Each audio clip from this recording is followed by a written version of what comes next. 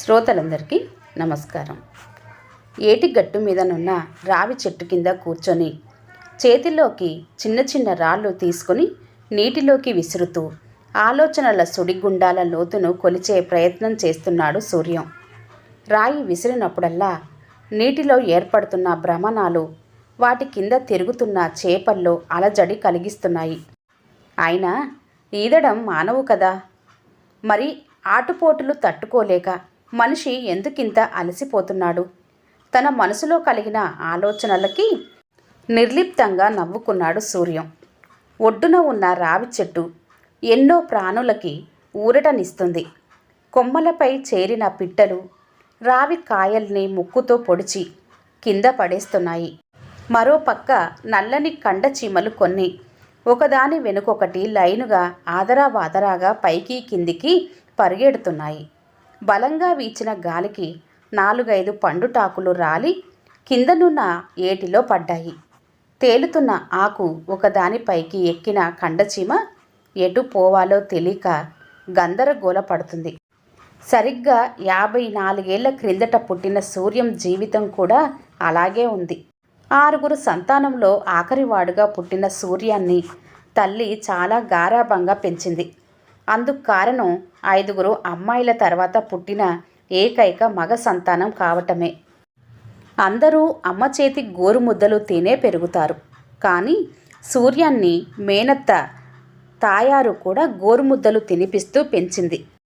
తనకి సూర్యానికి వయసులో 16 ఏళ్ళు తేడా ఉండడంతో రోజు తల దువ్వి బట్టలు తొడగటం, అన్నం తినిపించటం చేస్తూ వదిన గారికి ఇంటి పనుల్లో సాయంగా ఉంటూ ఆమె బాధ్యతల్ని తాను కూడా పంచుకునేది తాయారు.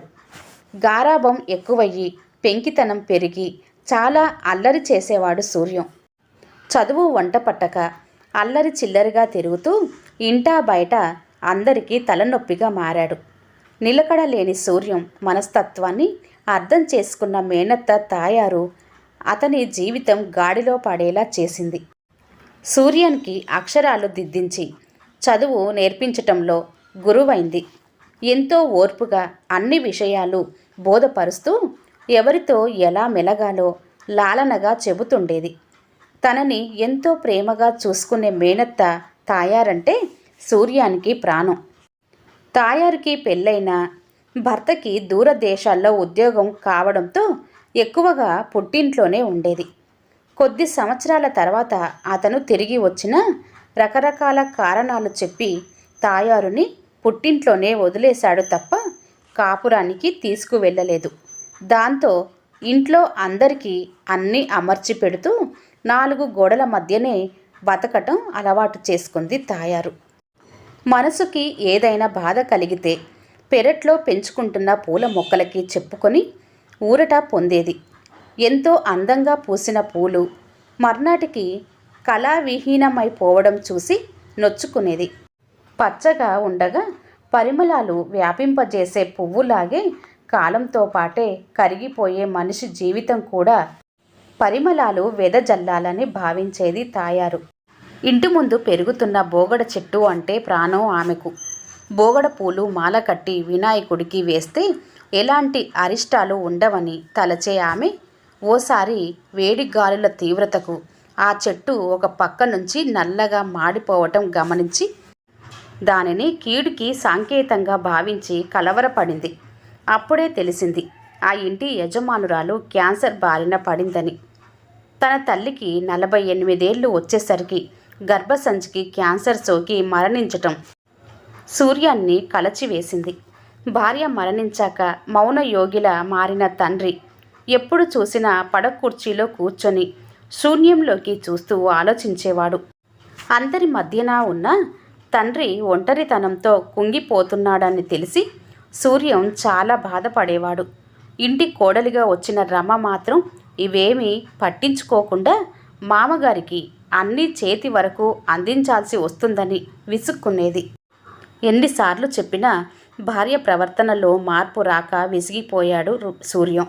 పైగా ఊరు వదిలి దూరంగా పోయి ఉద్యోగం వెతుక్కొని వేరు కాపురం పెడదామని నసపెట్టేది. చీటికి మాటికి తాయారమ్మ తనని ఆరాళ్ళు పెడుతున్నట్లు భర్తకి ఫిర్యాదు చేసేది. ఏమీ చెయ్యలేని పరిస్థితుల్లో తండ్రి బాధ్యతను మేనత్త తాయారుకి అప్పగించి తాను తన కుటుంబంతో హైదరాబాదులో కాపురం పెట్టాడు సూర్యం. నెల నెల డబ్బు పంపిస్తూ వీలున్నప్పుడల్లా తండ్రిని మేనత్త తాయారుని చూసి వచ్చేవాడు. అన్న బిడ్డలందరినీ తన బిడ్డలలాగే పెంచి పెద్ద చేసి వాళ్ళ పెళ్ళిళ్ళు పురుళ్ళు కూడా తన చేతి మీదనే జరిపించింది తాయారమ్మ. రెక్కలు వచ్చిన పక్షులు గూడు విడిచి వెళ్ళినట్టే అందరూ ఎవరి దారి వాళ్ళు చూసుకున్నారు.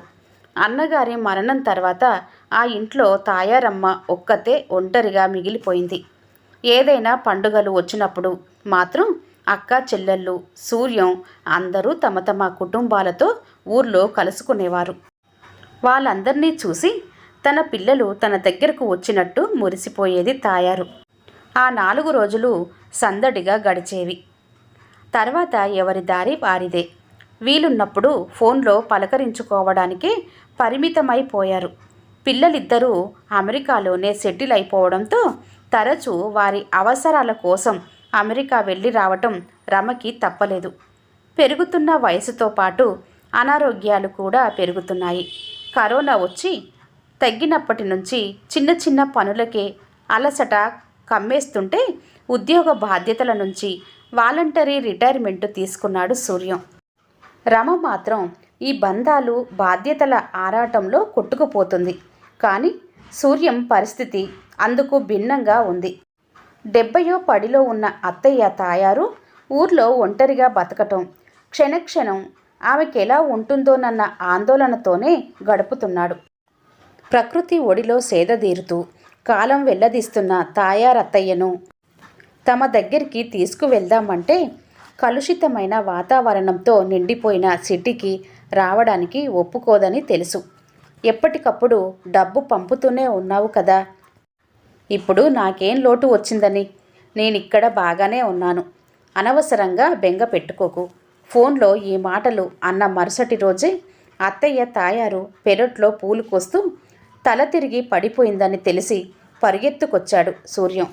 మేనల్లుడు తన కోసం వచ్చాడని తెలియగానే మంచం మీద నుండి దిగ్గున లేచి కూర్చుంది తాయారు. ఆమె గుండెల్లో గూడు కట్టుకున్న దిగులంతా చెదిరిపోయింది. ఆమె ఆలోచనలు జ్ఞాపకాలలో సూర్యం ఇంకా చిన్నపిల్లాడిగానే ఉన్నాడు. పెరిగే వయసు శరీరానికే గాని మనసుకి కాదన్నట్టు. రోట్లో మామిడికాయలు తొక్కి ఎండబెట్టి చేసిన తొక్కుడు పచ్చడి వేసి ఎర్రగా కంచం నిండా అన్నం కలిపి పక్కన నంజుకోవటానికి వెన్న ముద్ద పెట్టి సూర్యానికి గోరుముద్దలు తినిపిస్తూ మురిసిపోయింది తాయారు. ఆ మామిడికాయలు పెరట్లో చెట్టుకి కాసినవి. తన తండ్రి చనిపోయే 3 నెలల ముందు అంటుకట్టిన చెరుకు రసం చెట్టు ఈరోజు పెరిగి పెద్దదై కాయలు పళ్ళు ఇస్తుంది. ఆ చెట్టుకి కాసినవి తప్ప మందులు వేసి మగ్గపెట్టే వేరే పళ్ళు తినడానికి ఇష్టపడని తాయారత్త పంచే స్వచ్ఛమైన ప్రేమ కోసమే వేసవిలో తప్పనిసరిగా ఆ ఊరు వచ్చి ఓ 20 రోజులైనా అక్కడ ఉంటాడు సూర్యం. అత్తయ్య చేతిని బుగ్గకి ఆనిచి పెట్టుకొని ప్రేమగా అరచేతిని ముద్దాడాడు సూర్యం. వెర్రి నాగన్న అంటూ తల మీద చెయ్యి వేసి మేనల్లుడిని దగ్గరికి తీసుకుంది తాయారు. ఆమె కోసం తెచ్చిన నేత చీరను చేతిలో పెట్టి ఆమె కాళ్లకు దండం పెట్టాడు. ఈ వయసులో నాకు కావాల్సింది ఇవి కాదురా, అంత దూరం నుంచి నా కోసం వచ్చావు, అది చాలు అన్న మేనత్త తాయారు మాటలకి సూర్యం కళ్ళల్లో గిర్రున నీళ్లు తిరిగాయి. వారం రోజులు గడిచాక తిరిగి హైదరాబాదు వెళ్ళడానికి బెంగగా అనిపించింది సూర్యానికి. అత్తయ్య, నిన్నీ పరిస్థితిలో ఒక్కదాన్ని ఇలా వదిలేసి వెళ్ళలేను. నాతో పాటు నువ్వు కూడా హైదరాబాదు వచ్చేయరాదా? కొన్నాళ్ళు ఊరు మారితే ఆరోగ్యం కూడా బాగుంటుందనిపిస్తుంది. కాదనకు, ఒక్కసారి ఆలోచించు ప్రాధేయపడుతూ అడిగాడు సూర్యం. ఈ ఇల్లు మీ నాన్న కట్టిందిరా. ఈ ఇంట్లో ప్రతి ఇటుకలోనూ మీ నాన్నని నేను చూసుకోగలను. ఇక్కడ నాకు ఏం భయం లేదు. చెప్పాలంటే నీకన్నా నా ఆరోగ్యం మెరుగ్గానే ఉంది. ఇంతవరకు నాకు బీపీ కానీ షుగర్ కానీ రాలేదు. కానీ నువ్వు చూడు, మోకాల నొప్పులతో సరిగ్గా నడవలేకపోతున్నావు. బీపీ బిళ్ళ పడితే కానీ బండి నడవదు నీకు. రోజు ఇన్సులిన్ ఇంజెక్షన్ తీసుకుంటున్నావు. ఆ కలుషితమైన వాతావరణాన్ని వదిలేసి హాయిగా ఈ పల్లెటూరికి వచ్చేరా, అందరం కలిసి ఉందాం అంటే వినవు. ఇక్కడి స్వచ్ఛమైన గాలికి ఎలాంటి అనారోగ్యాలు దగ్గరికి రావు. తెల్లారితే ఆత్మీయంగా పలకరించేందుకు చుట్టూ ఎవరో ఒకరు కనిపిస్తూనే ఉన్నారు. నాకు లోటేముంది చెప్పు అంటున్న తాయారత్తయ్య మాటలు సూర్యాన్ని చాలా ఆలోచింపచేశాయి. అత్తయ్య చెప్పిందే నిజమే. స్వచ్ఛమైన చెరువు నీరు తాగినన్నాళ్ళు నా ఆరోగ్యం బాగానే ఉంది. ఆర్వో వాటర్ పుణ్యమా అని ఎముకల్లో బలం తగ్గిపోయింది. నడవటానికి కూడా ఇబ్బంది పడుతున్నాను. పెరట్లో కాసిన కాయగూరలు, మునగాకు నూరి చేసిన పొడులు, పచ్చళ్ళు ఇవన్నీ అత్తయ్య ఆరోగ్యాన్ని నిలకడగా ఉంచాయి. నాకు కూడా ఇక్కడికి వచ్చి పల్లె వాతావరణంలో హాయిగా గడపాలని ఉంది. కానీ సిటీ లైఫ్కి అలవాటు పడిపోయిన రమ ఒక్కరోజు కూడా ఇక్కడ ఉండటానికి ఒప్పుకోదు. ఇక్కడికి వచ్చాక నా అనారోగ్యం బాధించట్లేదు. ప్రాణం లేచి వచ్చినట్లయింది. కానీ తిరిగి వెళ్ళాలి, తప్పదు మనసులోనే భారంగా అనుకున్నాడు సూర్యం. ప్రకృతితో మమేకమై జీవిస్తున్న తాయారత్త కాంక్రీటు అడవుల్లోకి రావటానికి ఇష్టపడదని తెలుసు. ఆమె ససేమిరా అనడంతో చేసేదేమీ లేక తాయారత్తకి ఆసరాగా ఉండటానికి మనిషిని ఏర్పాటు చేసి తిరుగు ప్రయాణానికి సిద్ధమయ్యాడు. వెళ్లే ముందు కాసేపు ఏటి ఒడ్డున ఒంటరిగా కూర్చోవాలనిపించి అటువైపు వెళ్ళాడు. ఏటి ప్రవాహంలో మునకలు వేస్తున్న చేప పిల్లలు నీటి వాలుతో కొట్టుకుపోతున్నా రెట్టించిన ఉత్సాహంతో తిరిగి గెంతుతున్నాయి. కాసేపు అక్కడ కూర్చొని సేదదీరిన సూర్యం లేచి 20 మీటర్ల దూరంలో ఉన్న శివాలయం వైపు అడుగులు వేశాడు. చలికి కొద్దిగా కండరాలు పట్టేసినట్టు అనిపించాయి. వెంటనే తాయారత్త గుర్తొచ్చి కళ్ళల్లో నీళ్లు పెళ్లిబికాయి. అత్తయ్యకి ఈ మధ్య అడుగు వేస్తుంటే ఆయాసం వస్తుంది. ఊర్లో ఉన్న ఆర్ఎంపీ డాక్టర్ చేత వైద్యం చేయించుకుంటుందే తప్ప పెద్ద ఆసుపత్రికి వచ్చి ఈసీజీలు ఏకోలు చేయించుకోవటానికి కూడా ఇష్టపడట్లేదు. ఇక్కడే ఉంటే మరో 4 రోజులు సంతోషంగా ఉంటాను. పెద్ద ఆసుపత్రిలో మిషన్లు చూపించే రీడింగుల మీద ఆధారపడి చేసే వైద్యం నాకు సరిపడదురా. నడిచినన్నాళ్ళు ఇలాగే నడవనియ్యి. ఆయుష్ తీరితే ఈ ఊపిరి అదే ఆగిపోతుంది. పోయే ప్రాణాన్ని పట్టుకొని ఆపటం ఎందుకు? బలవంతంగా బతికే ప్రయత్నం చెయ్యకూడదు. రోజు ఫోన్లు చేసి మాట్లాడుతున్నావుగా, నాకేమీ పర్వాలేదు అన్న అత్తయ్య మాటలు గుర్తొచ్చి సూర్యం మనసు భారం అయింది. జేబులో ఫోను అదే పనిగా మోగుతుంటే తీసి చూశాడు. భార్య రమ. ఏమండి, ఈరోజైనా బయలుదేరుతున్నారా లేదా? ఇప్పటికే వారం రోజులయ్యింది. ఇక్కడ ఇంటి పని బయట పని ఒక్కదాన్నే చేసుకోలేక చాలా ఇబ్బందిగా ఉంది. తొందరగా వచ్చేయండి అన్నట్టు చెప్పటం మర్చిపోయాను. వచ్చేటప్పుడు పెరట్లో చెట్లకు కాసిన కాయగూరలు పళ్ళు ఏవైనా ఉంటే తీసుకురండి. మందు వెయ్యకుండా పండించినవి కదా, బాగుంటాయి. అన్నట్టు మీ విషయము అడగటం మర్చిపోయాను. టైంకి తింటున్నారా లేదా? మొక్కుబడిగా అంటున్న భార్య మాటల్లో ప్రేమ పలచనవటం గమనించి పేలవంగా నవ్వుకున్నాడు సూర్యం. ఒక్క మాట కూడా తాయారత్తయ్య గురించి అడగకపోవడంతో నొచ్చుకొని ముక్తసరిగా సమాధానం చెప్పి ముందుకు నడిచాడు. గుడి బయట చెప్పులు విడిచి లోపల ఆవరణలో ఉన్న నుయ్యిలో చేదవేసి నీళ్లు చేదుకొని కాళ్ళు కడుక్కున్నాడు సూర్యం. పూజారుల తరం మారింది. ఇంతకు ముందులా ఆప్యాయంగా పలకరించే అర్చకుడి స్థానంలో ఆయన వారసుడు పూజాదికాలు నిర్వహిస్తున్నాడు. అర్చన అనంతరం అలంకరణతో దీపపు కాంతుల మధ్య దేదీప్యమానంగా వెలిగిపోతున్న నల్లని శివలింగానికి చేతులెత్తి నమస్కరించాడు సూర్యం. కళ్ళు మూసుకొని తాయారత్త ఆరోగ్యం బాగుండాలని మనస్ఫూర్తిగా దండం పెట్టుకున్నాడు. ఆమె పంచిన ప్రేమానురాగాలను తీయని జ్ఞాపకాలను మదిలో భద్రంగా నిక్షిప్తం చేసుకొని గమ్యం వైపు సాగాడు సూర్యం. ఊర్లోంచి కిలోమీటర్ దూరం నడిచి వస్తే కానీ బస్సులు వెళ్లే రోడ్డు తగలదు. కేవలం 200 గడపలు మాత్రమే ఉన్న ఆ ఊర్లో ఇంకా సైకిళ్ల వాడకం తగ్గలేదు. ఊరి బయటికి దింపేవారు ఎవరూ కనబడక సూట్ కేసు మోసుకుంటూ నడవటం మొదలుపెట్టాడు సూర్యం.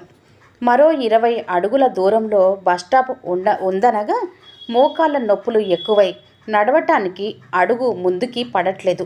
భారంగా ఈడ్చుకుంటూ ఎలాగైతేనో బస్టాప్కి చేరి కూలబడ్డాడు. 10 నిమిషాల తర్వాత బస్సు వచ్చింది. మెల్లగా లేచి చేతిలో పెట్టెతో బస్సు ఎక్కబోయి కాలు బలంగా తొక్కి బస్సు మెట్టుపై మోపలేక ఒక్కసారిగా కింద పడిపోయాడు సూర్యం.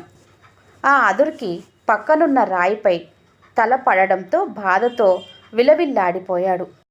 ఊర్లో నుంచి సైకిల్పై అటుగా వస్తున్న పాల అప్పలస్వామి గబగబా సైకిల్ పక్కన పడేసి సూర్యాన్ని ఒడిసి పట్టుకున్నాడు.